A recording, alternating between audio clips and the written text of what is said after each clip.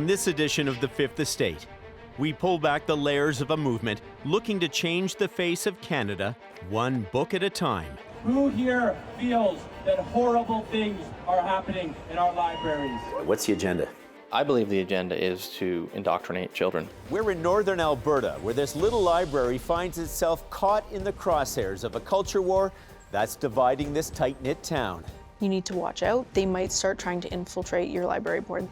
Across Canada and the U.S., more and more libraries are on the front lines of battles over books, bans, and the freedom to read. So this one, along with quite a few other titles we've had, were found actually in our toilet. When the politics comes knocking at our door, librarians have to step up and protect the books. So they turn the children against family, they turn the children against faith, they turn the children against themselves. We investigate how those pulling the levers of democracy in this Alberta town are leaving kids hurt in their wake. Existing in my community has just become harder than it was ever intended to be. I'm Mark Kelley. This is The Fifth Estate. They will not leave your kids alone. They will not leave your children alone unless you get engaged. There's a growing fury that's spreading like wildfire across our country, claiming children are no longer safe in schools and libraries. And how many of you here today sit on library boards? There we go, we've got one. Thank you, sir. Burning through library, school board, and town council meetings. Okay. Pride is a sin. It's okay. It's all going to come all of you. Pride is a sin. It is a sin. The furious sparked marches against so-called gender identity ideology in schools and public libraries, and counter-protests demanding acceptance for all kids. And no conspiracy is too big, no library too small to be swept up in it. Did you know the United Nations loves it when rainbows are everywhere? Why are they pushing that agenda? Depopulation. It's a depopulation agenda. And that's brought us to Valleyview, Alberta, a town of 1,800, where it feels like time stands still. And yet something, it seems, has changed in town. Something about this little library on Main Street. We had a couple of people come into our community engagement night, and they came in and they sat down and said, it's a travesty that you're overfunded. There's no value in the programs you provide. We were told we should be a repository for books, and that is all. And then Griffiths Garcia got a warning. This was just the beginning. There's kind of like a network of libraries that all communicate, and it sort of came out that was like, you need to watch out because these people are a thing, and they might start trying to infiltrate your library board. They might start trying to influence things or censor books or make waves.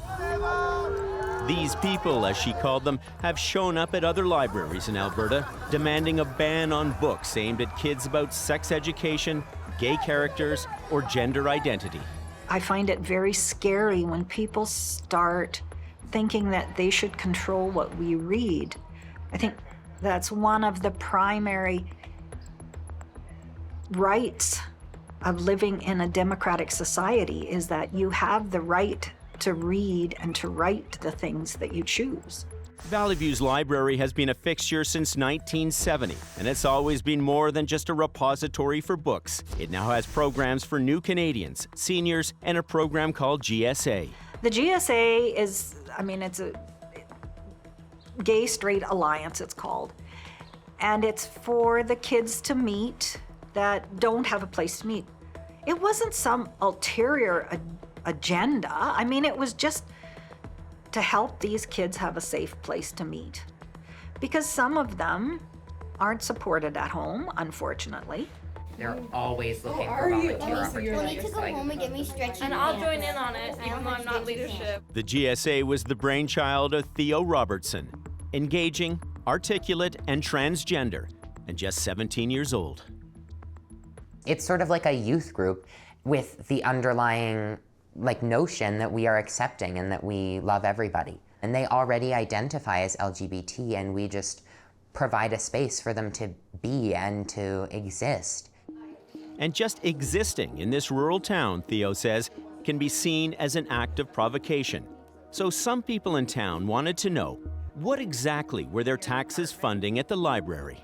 Just implying that we are taking this funding and creating a program which indoctrinates youth, or which tells them things which are untrue, or that encourages them to have sex underage, or that promotes pedophilia, entirely promoting these misconceptions that they have about gay people and about trans people. We have people writing letters to the town on our behalf. We have people showing up to council meetings.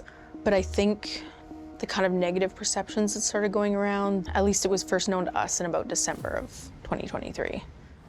That's when staff and board members learned the library was being defunded by town council, cutting its share of the budget by a staggering 50%, a first step some feared to closing it permanently. The Fifth Estate obtained this recording of a library board meeting with Valleyview's head librarian grilling a town councillor. So it's not a surprise what our budget is. It's been the same for years. So why is this suddenly an issue? When we were looking through the budgets, we just noticed, a few of members noticed the big dollar value But compared that to. dollar value was never a problem until recently. We haven't raised taxes in this town forever. As a And taxpayer, I would like to be approached about that though before I hear that services are being cut. Well, we're not cutting services. You are, library services. You're cutting library services. My gut is telling me that council has no idea of the backlash they're gonna get. The backlash erupted as two longtime library board members spoke out against defunding a Valleyview institution. I think we have one of the best libraries in Alberta. It's amazing. You look at this little community, everything that happens here, and now there's uncertainty, right? And what's happening and how town council has decided to be involved with the board. There wasn't really any reason, like they didn't give us any reason. They just said they were cutting the budget. And so, I mean, we kind of went into panic mode. And that panic only grew when town council then replaced those library board members. First defund it, then remove its defenders. Town council had spoken. We came to Valleyview with questions about the future of the library, questions for the people who hold its fate in their hands. But shortly before we arrived, the town council held a meeting behind closed doors and passed a motion that decreed the mayor and town councillors shall not speak to the media. And the monthly library board meeting, a public event we planned to attend, was canceled. What are they hiding? Like, why? So we tracked down the last journalist in Valleyview. Susie Peters ran the town's only newspaper for years. So this is your last newspaper? Yes. In this issue, Pink Shirt Day, International Women's Day, tabs for tots. You got a little bit of everything going on here. Valleyview's, as it was called, closed during the pandemic. So what does Susie know about the library's future? I have no idea what's happening there. I can't explain it. Who's that? That's the mayor. Oh, well, see, I wouldn't know because I haven't met him. Her journalist's instinct? The shroud of secrecy around the debate, the decision-making, makes her feel there's another agenda at play. So why try to stop something like that from happening when they don't have to be a part of that, part of the library?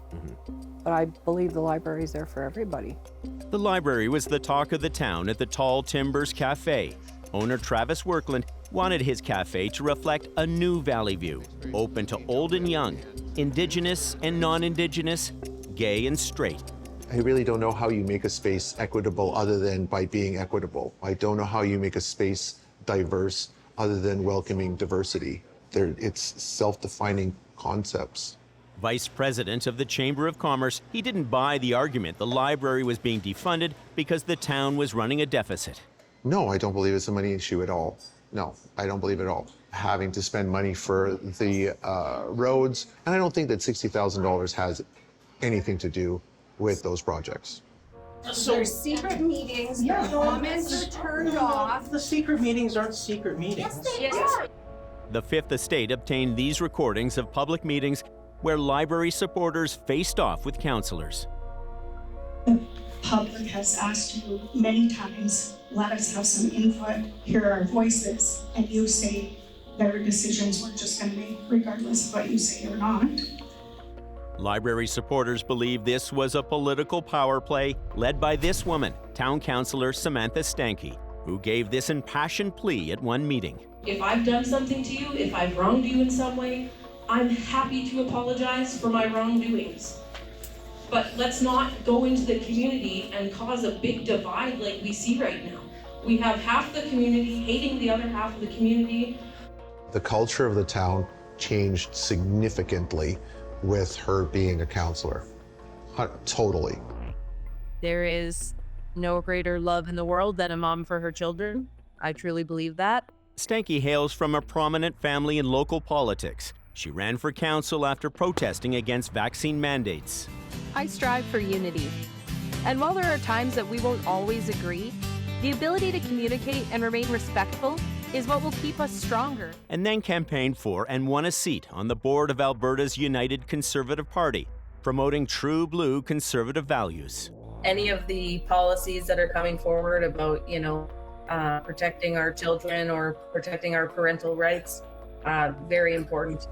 Town Council has been considering a proposal to close this library. A new library would be opened in a school to be built on this site someday. These kids worry it wouldn't have room for programs like the GSA. If you had a chance to talk to the folks who want to close this library down, what would you want to say to them? I'm not sure. I think if they could just understand what it means to the community and everyone who uses the library and comes to the library, this space is definitely better than school because there's several teachers who have expressed their opinion about queer students. Those teachers are primarily religious, so they're very against queer people and make comments about how it's weird or unnatural. It makes me feel like maybe this isn't who I'm supposed to be. Like maybe I have to change myself because it's wrong. So is this town at war with itself over a library? I was told to come to this garage on Main Street to get a look under the hood of Valleyview. Owner Ken Hodel has run the place most of his life. Darn near 40 years in business. That's how old I am, if you wanted to bring it up. Do you feel things have changed here politically? It's an intense environment now. And into this intense environment walks this little library. How has this library become a flashpoint in this town? Well, you hear stories and you're busy with your daily life stuff, right? So you think, oh, that's just a one-off thing. That can't be true. That sounds too crazy to be. But yet, here we are, even in little Valleyview. People seem to be taking agendas with things, and we're kind of forgetting to be human beings, and we're kind of just running with the biggest stick we can find, is how it is. When we come back, we investigate how the chaos of conspiracies is fueling the attack on institutions like libraries. I think a lot of people are going to run, and their running isn't to build communities. Their running isn't to become the road manager. They've got other agendas I think they're going to try to push forward. And how that turns a majority against a minority. I would be, based on this setting, very concerned letting my children go to a library, and I'd be concerned of indoctrination at any given time.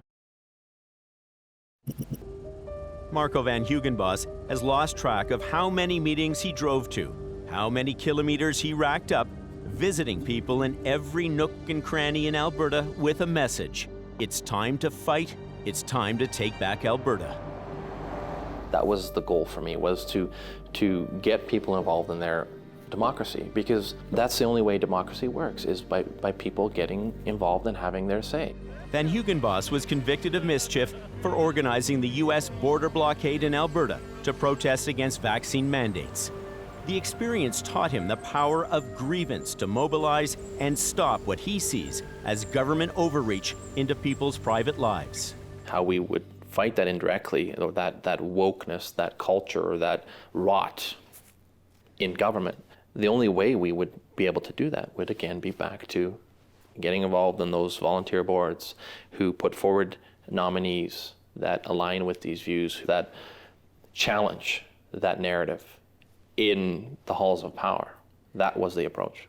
We are on the precipice of a communist revolution. It's literally happening right before your eyes. If we rise up, we can stop it.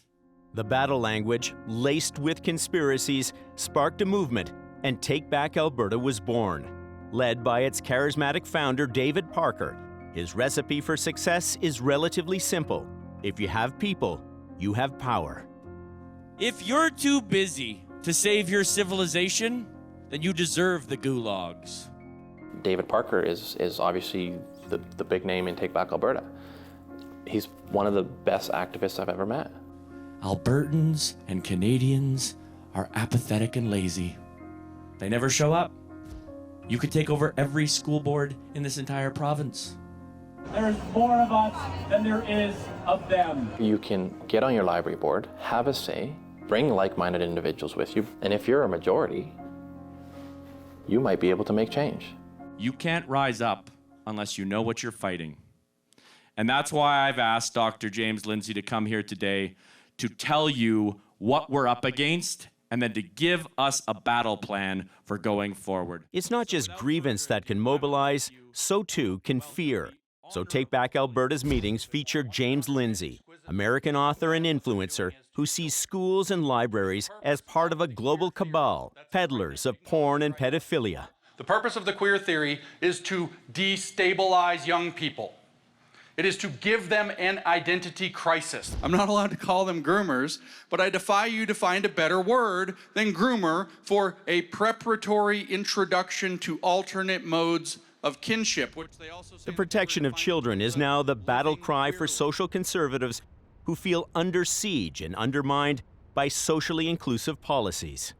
This is the best political issue that conservatives have had in a very long time, and this is the issue we're going to fight, because if we lose our children, what do we have? Nothing.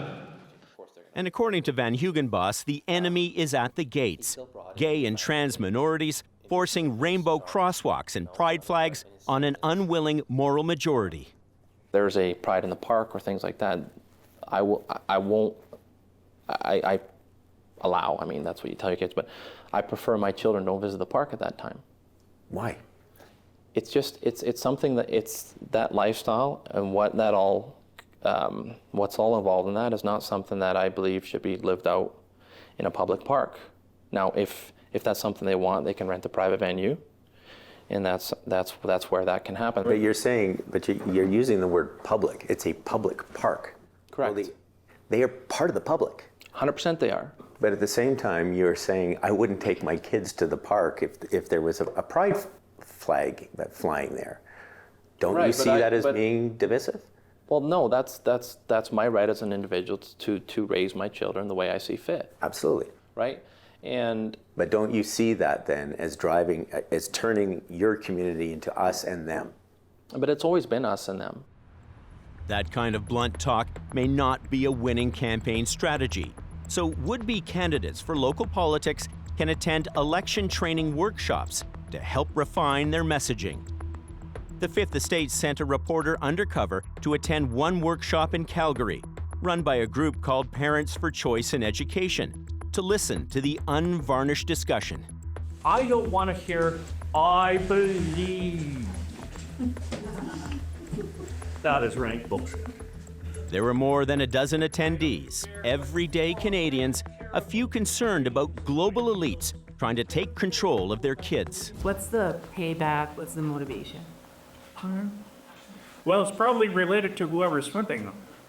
It looks like George Soros has a big hand in it. I don't know why George Soros would like to change our culture. The Marxist, communist-driven agenda to try to take out the West. The instructor acknowledged the conspiracy of the elites and urged would-be candidates to fight it. We've got a bunch of very greedy, stupid people with a lot of power and money. And that's what we're financing. For you, though, if you're going to be on a city council or on a school board, don't buy it. He laid out a strategy to winning, using a Venn diagram. You see the big green bubble there? That's all the things you want to do. This is what you got into politics for. This is the stuff you believe in. The key? Less is more. Now you see this tiny little dot in the middle? That's the things that you can talk about. When I say, for the most part, shut the heck up, I mean it.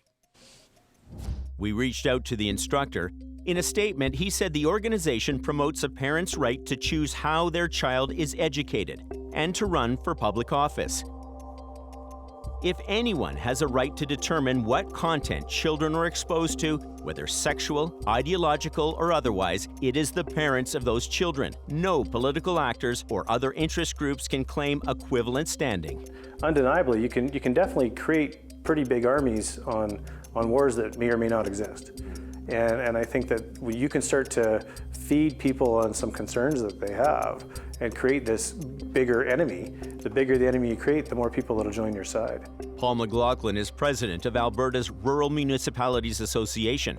He spent 5 terms in rural politics. He sees more and more candidates running for office with divisive social agendas that aren't part of their mandate as town councillors. I think that you've got misinformation flowing and disinformation flowing out there. And actually, in many cases, I'd honestly say a lot of this is disinformation. So this is fabricated for the purpose of pushing a different motive. What happens when these culture wars come to small communities? You know, when you deal with a small community that can divide a council, I know people that will never talk to each other ever again over issues like this. Back here in Valleyview, you can literally see the influence of Take Back Alberta on the rural landscape itself. This tower in the middle of a canola field. We wanted to meet the man behind it, and that led us to Rod Perrin. So what do you think of it now when you take a look at it? What's it mean to you? I like it. I like it. I think it means to me that we're moving in the right direction. Yeah. Getting back to more of our core roots. One of my brothers was doing exactly that, getting involved with Take Back Alberta. I mean, those are, I guess the Take Back Alberta is a lot of influence on social issues. Perrin is born and raised in Valleyview. He runs a successful trucking business servicing the oil and gas industry. And he isn't afraid to say what he thinks. We wanted to talk to the councillors about what's going on there, but they won't talk to us. Oh, well, it is a little bit scary, you know. It's kind of a part of the legacy media, and so it's like, what's it going to come out as, you know? It's I think the gay thing, it's just like, if you're not out there dancing on the street with them, well, then they're saying that there's something wrong with you. I don't feel that they're discriminated at in our town. You know, maybe they just need to focus on something different, and they probably fit in just fine. He dismisses the defunding of the library as anything other than a wise financial decision. Full stop. Our town, being it's on a very limited budget, and they got looking at their budget, and it's like, okay, there's places we have to cut. In this case, is what a better way to try to get your way than to once again call us all a bunch of homophobics, and you know that's the reason it's being cut. I don't believe that at all. Have you ever gone to the library in Valleyview? No, never in my existence I haven't. But for those who rely on the library as a community hub and a safe space, people like Theo, defunding the library feels deeply personal. Do you think that there is a scenario in which you have a place in this community? Yes, I 100%. Do you think that they feel? Oh, absolutely not. Because my idea of common ground is being able to exist in this community. It's blanket safety, protection, and a feeling of welcomeness. And I think what they think I mean by that is that people like me will suddenly start to control their town, and that the rise in acceptance for people like me means that there will be a sudden spike in population of people like me, and that we will take over and become this majority. But that's not true. That comes from an idea of misinformation. That comes from this sort of radicalized politic that they are fed. They think we are infringing on their lives, but in turn, they are making an incredible overreach into the way that I live my life and the way that I exist and the way that the people around me exist. When we come back, we go to the U.S., where the shadow war on libraries began. This won't hit us. We're a free state. Like, we believe in our freedoms. and reveal how those shadow wars are used to mobilize voters. If you don't bow to the will of the people, you face fines. But the will of which people? Welcome to Donnelly, Idaho, a picture postcard town of 258 souls, where the air is fresh and the pace is slow. And just like Valleyview, Alberta to the north, it's the last place you'd expect the town's little log cabin library to come under attack. While the library is only about 100 square meters in size, its maximum capacity just 16, it welcomed almost 14,000 visitors last year. The building was donated by a couple, local residents, who wanted to make a place for local kids to read, learn, and grow. Two gentlemen, Bill and Linny. They were a wonderful gay couple that lived here in Donnelly. They believed in the arts. They believed in education. And this is what was created, and our kids flock to it. We're really an anchor institution. An anchor institution with a target on its back. Librarians warned our state the Donnelly Public Library is for adults only. Any child who wants to go in and get a book, or even just meander through the modest room of bookshelves, has to be supervised by their parent or guardian. The little library touched off a media firestorm when it declared itself to be adults only. It did so to protect itself from a new Idaho law that allows people to sue libraries if children are exposed to books with themes of sexuality or, quote, homosexuality. To me, this legislation was just mean. It wasn't about protecting children. Librarian Sherry Shaline feels the intent of the law is to get libraries to weed out books some Idaho lawmakers don't like. She considers that censorship. I've taken a great deal of pride in that. I don't think politics should be part of the library. However, when the politics comes knocking at our door, we have no choice but to become involved. Librarians have to step up and protect the books. But then the keyboard warriors, as Shaline calls them, came after her and her library. People were like, she could have done better just getting rid of the pornography. You want to be a good librarian, get rid of the porn. There's no porn in here. There's no pornography on my shelves. There's no harm on my shelves. And I just cried and cried. And that was like the first time that it really impacted me. That's stunning, to have your parents sign a permission slip in order to go into a library. Madison Pauley is an investigative journalist with Mother Jones magazine. For years, she's tracked how social conservative lobby groups have been influencing government officials to change policy rolling back LGBTQ2S rights. Libraries became collateral damage in the fight. The goal? Mobilize voters on the political right. We no longer have gay marriage to mobilize people, so what issues are we going to be able to win on? And wow, people don't know a lot about transgender rights. This might seem very outside of their experience. Maybe it's something they can't relate to. Let's try to spread information, misinformation in many cases about it, and turn this into a political issue that can motivate voters. It's been a sort of incremental approach that at this point in the US has become an all-out attack on trans people, their existence, their lives, their ability to live fully as themselves and publicly. Kamala is for they, them. President Trump is for you. I'm Donald J. Trump, and I approve this message. And motivate voters it did, even though less than 1% of adult Americans identify as transgender. As of today, it will henceforth be the official policy of the United States government that there are only two genders, male and female. Our trans rights, the rights for the LGBTQ community, did these become a scapegoat? 100% LGBTQ communities have become a scapegoat, and attacks on them become an instrument for right-wing politicians to paint themselves as protectors of children, protectors of women. Who then is protecting the people who are the target of these new laws and some of the most vulnerable in society? Our teen LGBTQ community is the most hurt by this legislation. Teens seek a place of refuge, especially in a small community. And that place of refuge is sometimes even from their parents. The attack on the books itself, with homosexuality being part of that, I think those teens took it personally, and they deserve to see themselves reflected in literature. So it's a little ironic. You're not perpetuating freedom if you're taking away other people's freedoms. Kelley Lawson is a librarian in Airdrie, Alberta. She's an intellectual freedom advocate who says if you think the war on books isn't gaining ground in Canada, think again. This book specifically, it's a junior graphic novel, and it was challenged because of one image of two girls kissing. Just the girls talking about their feelings and then a quick smooch. So it was reviewed by our collection staff and deemed age appropriate, and it's left in our collection. Lawson is part of a Canada-wide committee of librarians tracking which book titles are being targeted for bans. Libraries in Canada are seeing roughly 4 times as many challenges than they were on average pre-pandemic. It's called Pride Festivals, and it just teaches kids about Pride Festival and what happens at them.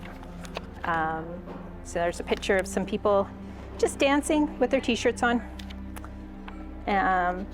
So this one, along with quite a few other titles we've had, were found actually in our toilet in the women's washroom. Books have always faced scrutiny. For years, challenges were used to root out books with themes of racism or anti-Semitism. But about half the challenges in 2023 were books featuring LGBTQ-related themes and characters. As for those damaged or stolen books on the activist hit list, just so we're clear, all these books that got thrown in the toilet, we reordered. So we'll bring them back for people. back in Valleyview, the library faced its own attack on certain books from an outspoken critic with local political ties. I'm protecting what I love and wanting to protect, whether it be through white skin or culture, like I don't give a fuck.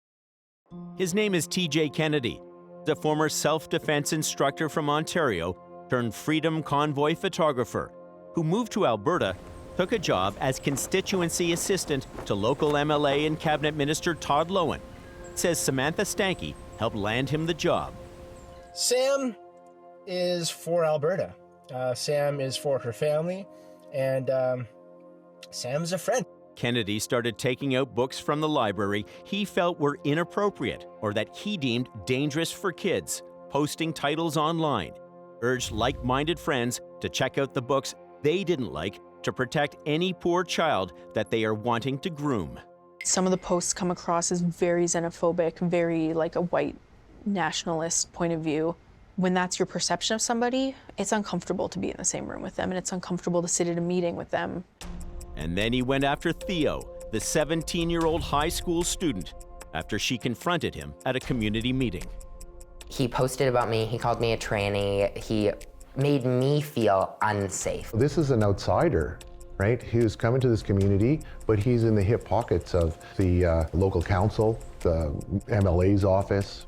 We tried to track down Kennedy, but learned he was no longer working for the local MLA. You reached TJ at TJ Kennedy Photography. Hey TJ, this is Mark Kelley calling from the 5th Estate. We're in Valleyview.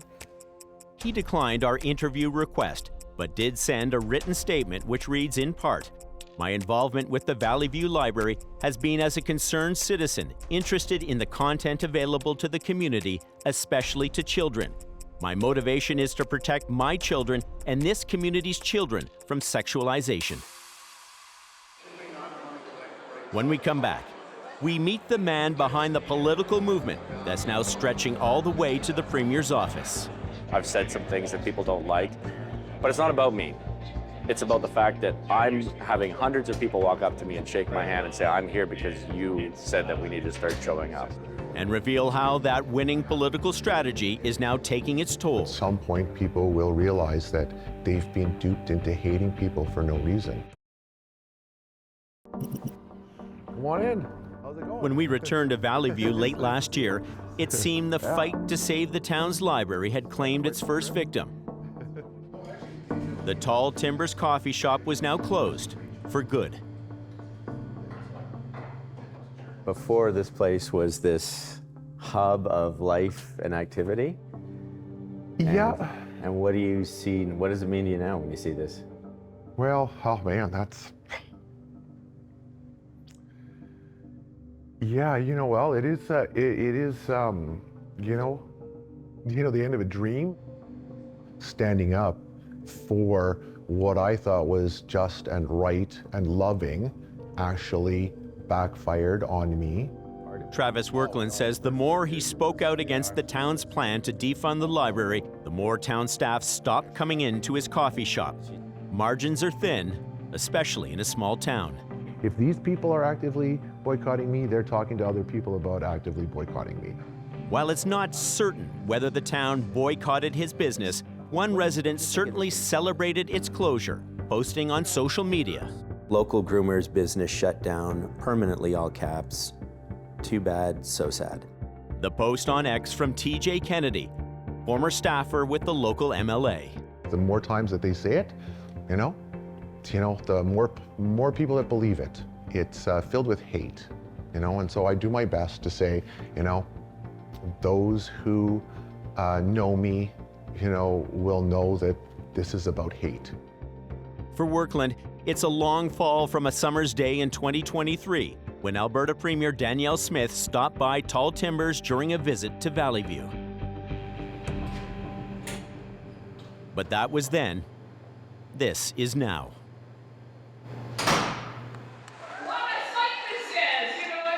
Premier Smith headlining the annual general meeting of her governing United Conservative Party. And we saw a few familiar faces there. Marco van Hugenbos, who helped grow Take Back Alberta. And sitting by the stage, Valleyview Town Councillor Samantha Stanke. She was re-elected to the board of the UCP. Her candidacy endorsed by Take Back Alberta. Both watching as party members tabled policy proposals for the government to consider. The inclusion of non-biological females in these spaces and categories is both a violation to our privacy, many of our beliefs, and it poses several safety risks. All taxpayers should not be paying the exorbitant costs of cosmetic surgery and medications because a few people are preoccupied in an unhealthy way with their body. Are your fingerprints all over these policies? Particularly with the trans stuff and the parental rights stuff, I think that is a groundswell. And I think you see that that's happening in America, that's happening all over the place. And it was here where the Fifth Estate caught up with David Parker, the founder and driving force of the Take Back Alberta movement. What's your opinion on libraries? I mean, obviously, I love libraries. I love books. I mean, I think everybody should have access to libraries. Do I think that libraries should be having drag shows in them? Absolutely not. I think we just need to make them libraries again. Which means people go and get books. And that's the purpose of a library. Do you see Take Back Alberta as being a divisive force in this province? I mean, obviously, there's propaganda around us. There's all kinds of, statements that people make about what we are. I don't feel that we are divisive. I mean, there's obviously people who we're pushing what we believe to be right? I don't have any power. I have influence. Power is when you have control over other people's lives. I don't have control over anybody's life. I'm just an advocate for what I believe in. I just speak what I believe to be true, and I have people who listen. Back in Valleyview, the hardening of people's opinions has Ken the mechanic increasingly worried, especially about Theo. You see, Theo is his granddaughter. 100%. Yeah, you have some concerns? Oh, there are extreme people that feel what they're doing is somehow good for the better cause, good for everyone. And she's out there and she's saying stuff that they don't want to hear. Things don't always go perfect with being born as you are. So things have to change. Everything she's doing takes so much courage. Like way more courage or strength than I as an individual or anyone that I know of could do. I wonder, so I don't know what we are actually doing. Over at the Gay Straight Alliance meeting, in a library on thin and melting ice, a reminder of how accepting kids can be of each other's differences before they're told to pick a side. I get the feeling some people in town are afraid of you. Yeah. 100%. It's like one great big lie. Well, spending a little time with you here, you don't seem so scary to me. None of you are scary. You guys are funny. That's why I like being here, because I like laughing with you guys. And that's one of the reasons I don't want this library to move, because then that means no programs, and that means I won't see you guys as much. As divisions pull this community apart, there is a show of support here at Valleyview's Pride Festival. But it's not just the library's future in this town that's in doubt, so too is Theo's.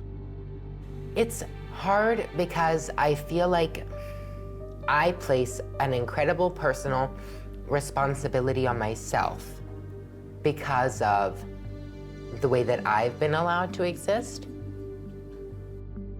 I used to think that I would maybe come back here. I used to think that maybe after I was educated and I had seen the world that I would come back here. Now, I don't ever feel like that. I have witnessed firsthand the hurdles that we have towards progress now that have been put in place, and I know how hard it was before. I can't even bear to think about how hard it's going to be to change things now. Just days before our broadcast, Valleyview's library board, with new members appointed by town council, voted 5-4 to eventually close the community hub on Main Street, the safe haven for all. A smaller library will replace it in a soon-to-be-built school. It will effectively become, as staff and supporters have long feared, a repository for books.